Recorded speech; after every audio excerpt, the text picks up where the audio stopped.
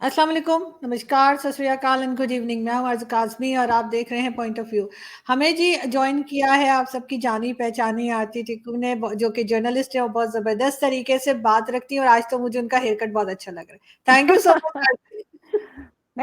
Thank you Arzoo. Thank you बुलाने के लिए दोबारा से। Thank you. और आज सबसे पहले हम बात करेंगे पीएम मोदी की, और जो उन्होंने फाइटर प्लेन में जो उन्होंने उड़ान भरी भरी है अपनी, उसको आप किस तरह से देखती हैं कि क्या मैसेज दिया जा रहा है दुनिया को? देखिए प्राइम मिनिस्टर मोदी का सिंपल सा मैसेज है पूरी दुनिया के लिए हुँ। कि इंडिया हैज़ अराइव्ड, मतलब कि इंडिया ग्लोबल स्टेज पे एक बहुत ही इम्पोर्टेंट सिग्निफिकेंट पावर है।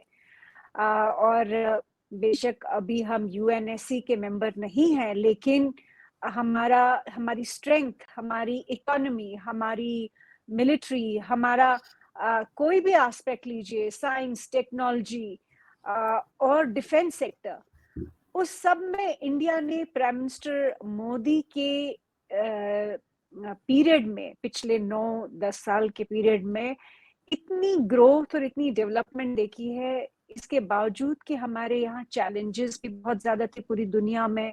इकोनॉमिक क्राइसिस हमने दुनिया में देखे पिछले 9 सालों में, हमने कोविड देखा, हमने कई तरह के मसले और भी जो दुनिया में चल रहे हैं, हमने यूक्रेन रशिया वॉर की वजह से जो इकोनॉमिक इन्फ्लेशन या कई सारी इश्यूज खड़े हुए, अब इसराइल और हमास के बीच में जो युद्ध चल रहा है गाजा में, उसकी वजह से कई सारे इश्यू चल रहे हैं।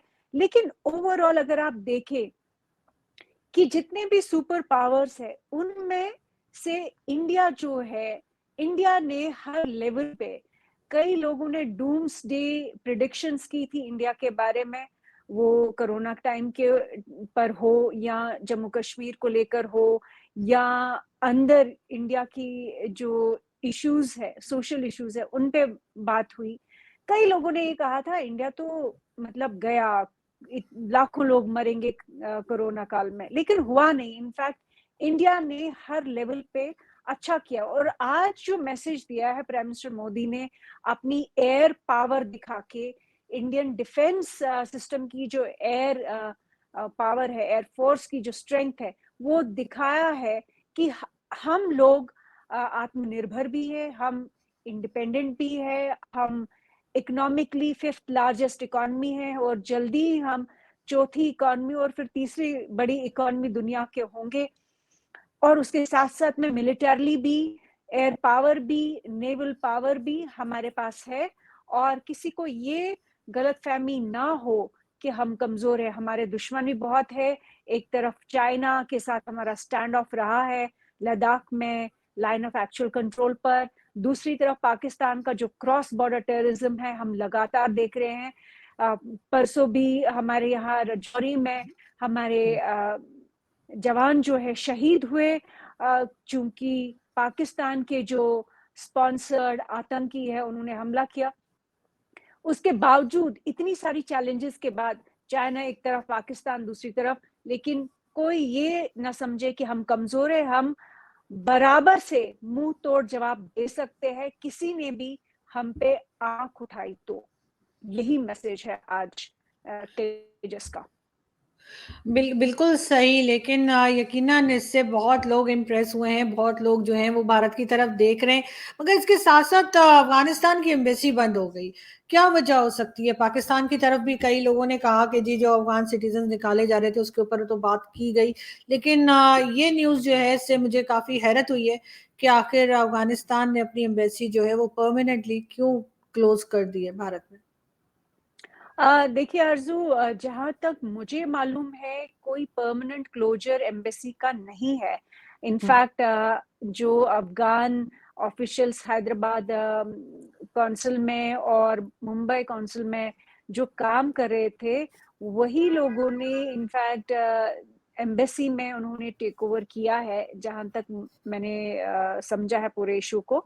और दूसरी बात ये कि अफगानिस्तान यहाँ पे भारत में अपने कौन रिप्रेजेंटेटिव रखता है, चूंकि ये तालिबान की सरकार है और पहले की जो सरकार थी वो नहीं रही। हमने जब से तालिबान ने टेक ओवर किया है, और जब से इनफैक्ट यूएस ट्रूप्स अफगानिस्तान से निकले, उसके बाद तालिबान ने टेक ओवर किया। तालिबान ने पूरी मुझे लगता है डिस्पाइट द फैक्ट कि पूरी दुनिया, डेमोक्रेटिक वर्ल्ड जो है उनकी उनको उन्होंने रिकग्निशन नहीं दी है, वेस्टर्न वर्ल्ड ने रिकग्निशन नहीं दी है, इंडिया ने अभी तक रिकग्निशन नहीं दी। लेकिन कहीं ना कहीं तालिबान कोशिश कर रहा है अपनी अपने फंक्शंस जितने भी है, उनके डिप्लोमेटिक फंक्शंस, उनको धीरे धीरे नॉर्मलाइज करने की कोशिश कर रहा है। और उसमें जो भी पिछले रेजीम के जो लोग थे उनके एम्बेसीज में, वो उनको बदला रहे हैं। और वही प्रोसेस है कि जो पिछले वाले थे वो निकल चुके हैं, और जो पिछले ही रिजीम के, जो मैंने कहा कि 2 कॉन्सुलेट्स में जो लोग थे वही टेक ओवर कर रहे हैं। तो कहीं ना कहीं ये उनका अंदरूनी मसला है। ये मुझे नहीं लगता इसका भारत के साथ कोई जुड़ा हुआ इशू है, क्योंकि देखिए, भारत का हमेशा से हिस्टोरिकली जो है अफगानिस्तान के साथ रिश्ता अच्छा रहा है। हर हाल में भारत ने अफगान लोगों की मदद की है। उस वक्त भी मदद की जब इनफैक्ट सोवियत यूनियन के खिलाफ और यूएस और पाकिस्तान की दखल अंदाजी से जब अफगानिस्तान में काफी मुश्किलें पैदा हुई 89 90 में, तो उस वक्त भी भारत ने अफगान लोगों की मदद की। उसके बाद आपको याद होगा कि जब तालिबान ने 96 में टेक ओवर किया, तब भी अफगानी रेफ्यूजीज जो है वो भारत आए और भारत ने दरवाजे खुले रखे। उसके बाद जब वापस से Taliban, in fact US war on terror जो था तालिबान के खिलाफ, उसके बाद जब उनकी US backed governments Afghanistan Kabul में आई, उनकी भी मदद की। तो लगातार इंडिया का जो अप्रोच रहा है, डेवलपमेंट का अप्रोच रहा है अफगानिस्तान में, लगातार अफगान रेफ्यूजीज की मदद करना रहा है। तो इसमें मुझे नहीं लगता है कि भारत सरकार का कोई रोल है कि कौन यहाँ वो एम्बेसीज में उनके रिप्रेजेंटेटिव्स होंगे, कौन नहीं होंगे। लेकिन मैं ये साथ में जोड़ना चाहती हूँ कि देखिए, पाकिस्तान का रवैया क्या रहा है अफगानिस्तान में हिस्टोरिकली। जब से पाकिस्तान बना, पाकिस्तान ने अफगानिस्तान को अपनी, जिसको वो कहते थे अपनी स्ट्रेटेजिक डेप्थ, वो बनाने की मंशा में वो लगे रहे।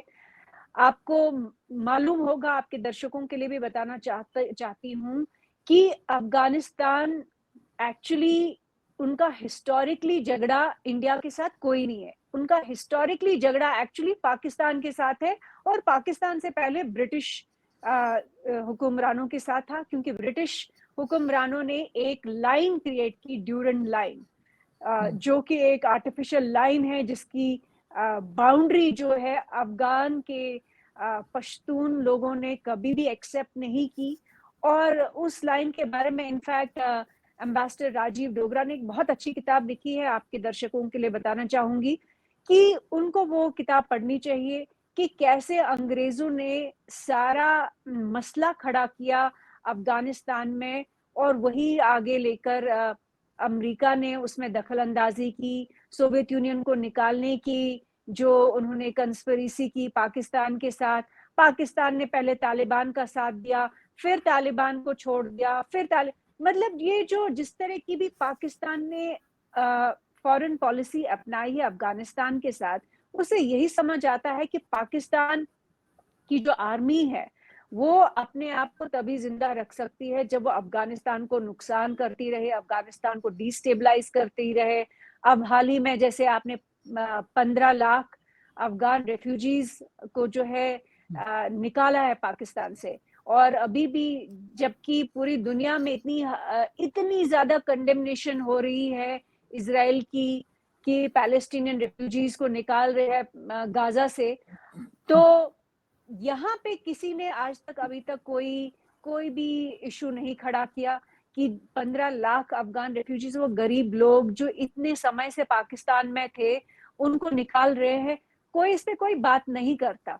तो ये कहना कि अफगानिस्तान की जो एम्बेसी यहाँ पे शट डाउन हो रही है, तो मतलब मनगढ़ंत बातें भी है और इनका ना सर है ना पाँव है।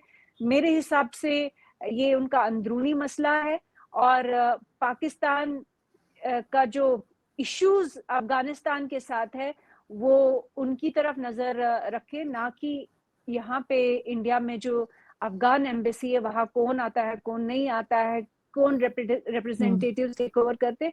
ये तो तालिबान पे छोड़ दीजिए ना, उनकी सरकार है, वो सोचेंगे कि किसको रखना है किसको नहीं रखना है। नहीं, बिल्कुल आप ठीक कह रही हैं, लेकिन ज़ाहिर है कि एक न्यूज़ है, तो उस न्यूज़ को हमारी ऑडियंस समझना ज़ाहिर है चाहेगी कि ऐसा क्यों हुआ है, क्योंकि हिंदुस्तान, पाकिस्तान में जो कुछ भी होता है, उस पे आप चाहें ना चाहें, दोनों तरफ के लोग जो हैं, वो बहुत ज़्यादा इंटरेस्ट लेते हैं। इसी तरह बिल्कुल। से कनाडा के साथ भी जो इश्यू चल रहा है भारत का, और वहाँ से जो कहा गया कि जी निज्जर के मर्डर की बात की गई, और उसके बाद बाद में ये और बात है कि वो कोई सबूत नहीं दे पाए, तो आपके ख्याल से ये जो एक कंट्रोवर्सी जो चल रही है, वो कहाँ जाके खत्म होगी, और क्या वो जो कैनेडियन प्राइम मिनिस्टर हैं, क्या उन्हें ये बात करनी पड़ेगी कि उन्होंने गलत कहा, क्योंकि अब तो अमेरिका भी बीच में आ चुका है, अगर आपको मालूम हो। आरज़ू, बिल्कुल मैं जानती हूँ कि अमेरिकन मीडिया ने भी रिपोर्ट्स लिखी है कि उनकी इंटेलिजेंस ने कोई ऐसा ऑपरेशन सबोटाज किया, इंडियन ऑपरेशन जो नज्जर को एलिमिनेट करना हम्म, चाहता था। ये वेस्टर्न मीडिया तो वैसे ही उसकी क्रेडिबिलिटी आज की डेट में जीरो है। न्यूयॉर्क टाइम्स लीजिए, वॉशिंगटन पोस्ट लीजिए, बीबीसी लीजिए, गार्डियन लीजिए, इन सब की जो है, इन सब की थू थू हो रही है इनकी अपनी कंट्रीज में, बाकियों की तो हम्म, छोड़िए। इनका तो हमेशा से कॉलोनियल कॉन्स्ट्रक्ट रहा है, इनका तो हमेशा से कॉलोनियल फ्रेमवर्क रहा है, जिसकी नजरिए से ये इंडिया को देखते हैं या बाकी दुनिया को देखते हैं। तो उनकी तो कोई क्रेडिबिलिटी नहीं है। हाँ, अगर वॉशिंगटन डीसी या यूएस गवर्नमेंट, बाइडेन एडमिनिस्ट्रेशन का कोई इसमें कोई ओपिनियन है, तो वो पब्लिकली या डिप्लोमेटिक चैनल्स पे वो इंडिया के साथ ले सकते हैं या कर सकते हैं, और वो भी तब कर सकते हैं जब उनके हाथ में सबूत हो। बातें करना और प्रेस को कुछ भी बता देना, उसकी आज का कोई अहमियत नहीं है। इसी कारण जो है इलॉन मस्क का एक्स जो है वो मेन स्ट्रीम मीडिया से ज्यादा पॉपुलर है। दूसरी बात ये कि इन सब कनाडा के जस्टिन ट्रूडो की ने जो जब खालिस्तान को इतनी शय दी, पाकिस्तान आईएसआई ऑपरेट करता आ रहा है यूएस में, कनाडा में, खालिस्तानियों के सपोर्ट में, कश्मीरी इस्लामिस्ट के सपोर्ट में। वो नई बात नहीं है, इतना सबूत है ओपन पब्लिक हम्म, डोमेन में कि पाकिस्तान ने पिछले 75 साल में 3 चीजें की है। एक तो उन्होंने अफगान लोगों को तंग किया, इनफैक्ट 4 चीजें की है। एक तो उन्होंने अफगान लोगों को बहुत ही उन लोगों के साथ गलत किया।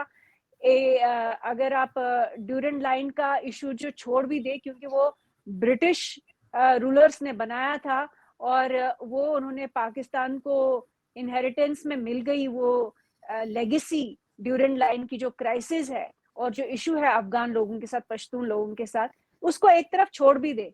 लेकिन अफगानिस्तान में जो उन्होंने गंद मचाया, पहले तो यूएस का साथ देके उन्होंने जो सोवियत यूनियन बैक्ड रेजिम्स थी, जिनकी वजह से इनफैक्ट अफगानिस्तान एक बहुत ही स्टेबल नेशन था, कभी वहां पे एजुकेशन ऑफ विमेन जो थी प्रायोरिटी थी कभी। इन्होंने तालिबान को खड़ा किया, इन्होंने अलकायदा को खड़ा किया, इन्होंने आईसिस को खड़ा किया, इन्होंने ऐसे दहशत गर्दी करने वाले लोगों को खड़ा कर दिया अफगानिस्तान में कि अल्टीमेटली 9/11 हुआ। और 9/11 के बाद वॉर ऑन टेरर जो है 20 साल चला अफगानिस्तान में। हम्म, अफगानिस्तान के जो मिनरल रिसोर्सेज है, जो भी उनकी जितनी भी उनकी स्ट्रेंथ थी, वो धीरे धीरे कमजोर हुई उस वॉर की, 20 साल की वॉर की वजह से, वॉर ऑन टेरर। उससे पहले 10 साल आपको याद होगा, 78 टू 88 89, उस वक्त भी यूएस का साथ दिया पाकिस्तान आर्मी ने, और दूसरी तरफ अफगानिस्तान में जो हुक्मरान थे वो सोवियत यूनियन के साथ थे। तो उस टाइम पे उनकी उस कोल्ड वॉर में भी उन्होंने अफगानियों के खिलाफ इतना गंद मचाया और दहशतगर्दी और खून खराबा कराया। और अल्टीमेटली ये भी आप समझिए कि इतना होने के बाद पाकिस्तान 15 लाख अफगान रेफ्यूजीज को बाहर धकेल देता है, क्योंकि पाकिस्तान आर्मी को ये रियलाइज है कहीं ना कहीं कि अफगानिस्तान की 40,000 स्क्वायर माइल जो है, जो ड्यूरेंट लाइन की वजह से पाकिस्तान के हिस्से में है, वो पश्तूनिस्तान हो सकता था या वो अफगानिस्तान ही हो सकता था। तो ये जो ज्यादती हुई है अफगानिस्तान के साथ, ये हुआ एक नंबर 1। नंबर 2, जम्मू कश्मीर में उन्होंने दहशतगर्दी की और कश्मीरी हिंदुओं का नरसंहार करा, कश्मीरी मुसलमानों को मरवाया जो हिंदुस्तान के साथ खड़े थे। तीसरा, उन्होंने खालिस्तान खड़ा कर दिया, वहां पे भी दहशतगर्द जो है इस्तेमाल किए। सिख खालिस्तानी जो दहशतगर्द है, उन्होंने सिखों को मारा, हिंदुओं को मारा पंजाब में। और चौथा, बलूचिस्तान और सिंध में जो वो कर रहे हैं वो आपको मालूम है। तो पाकिस्तान आर्मी ने पिछले 75 साल में किया क्या है? और अगर अब यही स्ट्रैटेजी को जस्टिन ट्रूडो किसी ना किसी तरीके से सपोर्ट करता है या एंडोर्स करता है, या कोई ऐसी एजेंसीज भी है यूएस में जो इसको सपोर्ट करती है, तो ये समझ लीजिए कि इंडिया इस सब का मुंह तोड़ जवाब देगा। इंडिया अब उस सिचुएशन से बाहर निकल चुका है जब हमें कॉन्फिडेंस नहीं था, जब हमें अपना इतिहास मालूम नहीं था, जब यहाँ लोग बोलने वाले नहीं थे, यहाँ समझाने वाले नहीं थे, पढ़ाने वाले नहीं थे। वो हिंदुस्तान, वो भारत बदल चुका है। आज भारत को अपना इतिहास मालूम है। आज भारत को ये मालूम है कि हमारा जो कल्चरल कैपिटल है वो हिंदू कुश माउंटेन से लेकर साउथ ईस्ट एशिया तक था, और वो लोगों को धीरे धीरे धीरे करके याद आएगा। तो ये कोई ना समझे कि जस्टिन ट्रूडो या कोई और जो है खालिस्तानियों को, कश्मीरी इस्लामिस्ट और सेपरेटिस्ट को इस्तेमाल करके भारत के खिलाफ इस्तेमाल करेगा और कनाडा को उसका कोई भुगतान नहीं करना पड़ेगा। ऐसा है नहीं, क्योंकि इंडिया की जरूरत पूरी दुनिया को पड़ेगी। हम एक ग्रोइंग पावर है और हम उस टेबल पर आज बैठे हैं जहां पर दुनिया के फैसले होते हैं। बिल्कुल ऐसा है, लेकिन साथ साथ पाकिस्तान की जो आपने बात की, तो बहुत सी चीजें आपकी बिल्कुल ठीक है, पाकिस्तान की तरफ से ही सारी मिस्टेक्स हुई हैं। मगर अब तो ऐसा नहीं लगता आपको कि जो ये अननोन गनमैन निकल आया है और एक एक करके ये बहुत से लोग मारे जा चुके हैं, मारे जा रहे हैं? आपको लगता है कि चाहे जो मर्जी रीजन हो, एफएटीएफ का रीजन हो, चाहे वर्ल्ड बैंक का हो, आईएमएफ का हो, लेकिन अब पाकिस्तान में कुछ चेंज आ रहा है इन लोगों को रोकने के लिए या इन्हें खत्म करने के लिए? कुछ स्टेप्स लिए जा रहे हैं आपको लगता है, या फिर आपको लग रहा है नहीं भारत से कोई आके ऐसा करके निकल जाता है? देखिए, ये जो इंटेल एजेंसीज के क्या ऑपरेशंस है, कौन कर रहा है, अननोन गनमैन सीआईए है कि वो चाइनीज इंटेलिजेंस है कि वो इंडियन इंटेलिजेंस है कि आईएसआई है, ये तो ये बातें जो है ये फिल्मों के लिए है, किताबों के लिए है, फिक्शन के लिए है, नेटफ्लिक्स की सीरीज के लिए है। जो पब्लिक डोमेन में इंफॉर्मेशन है उससे ये समझ आता है कि पाकिस्तान की सिचुएशन अभी भी बहुत खराब है इकोनॉमिकली। ये समझ आता है कि पाकिस्तान की मिलिट्री जो है, आज उसे मालूम ही नहीं है कि उसके अंदर, उसके भीतर और उस कंट्री के भीतर हो क्या रहा है। तहरीके तालिबान पाकिस्तान और अफगान तालिबान जो कि मतलब कभी इन्होंने अफगान तालिबान को बहुत स्ट्रॉन्ग किया और इन्होंने जो इनको लगा कि ये तालिबान इनके ऊपर कभी इनको डसने नहीं आएगा, वो मॉन्स्टर जो है आज इनको ही डसने आया है। वो इनके कंट्रोल में तहरीके तालिबान पाकिस्तान है नहीं। वो इतना बड़ा चैलेंज है पाकिस्तान के लिए कि उनको यही नहीं समझ आ रहा है कि अफगानिस्तान जो कभी इनकी स्ट्रेटेजिक डेप्थ होता था उसके साथ डील कैसे करे। तो ये कहना कि कोई अननोन गनमैन इंडिया से आ रहा है या ईरान से कल आएगा या परसों रशिया से आएगा या तरसों चाइना से आएगा, ये मैं कह रही हूँ कि फिक्शन है, ये सब फिक्शन है। पहले आप जो मोटे तौर पे आप खुद की अपनी स्ट्रेंथ और वीकनेस का एनालिसिस कीजिए। आपके पास है क्या? इकोनॉमिकली आपके पास कुछ नहीं है। मिलिटरली आपने पूरे पाकिस्तान को हाईजैक करके रखा है, पैरालिसिस में रखा है। जो कई सारे इनोसेंट लोग जो है, गरीब लोग हैं पाकिस्तान के, उनको आपने फॉडर की तरह इस्तेमाल किया है और उसी कैटल की तरह आप उनको मरने दे रहे हो। आपने पिछले 75 साल में ये प्रूव कर दिया कि पाकिस्तान एक आर्टिफिशियल कॉन्स्ट्रक्ट था, वो एक आर्टिफिशियल कंट्री है। उसकी कोई ग्राउंडिंग या कोई हिस्टोरिकल कोई एग्जिस्टेंस नहीं है।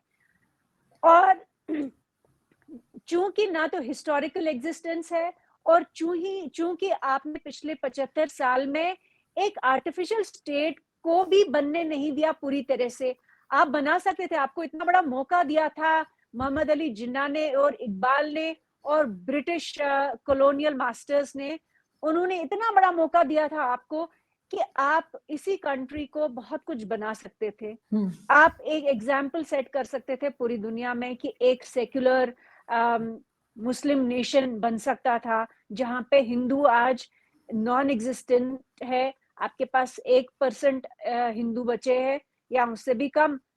और आपने ये प्रूव कर दिया कि आप किसी के साथ भी कोएग्जिस्ट कर ही नहीं सकते, हार्मनी में रह ही नहीं सकते हैं।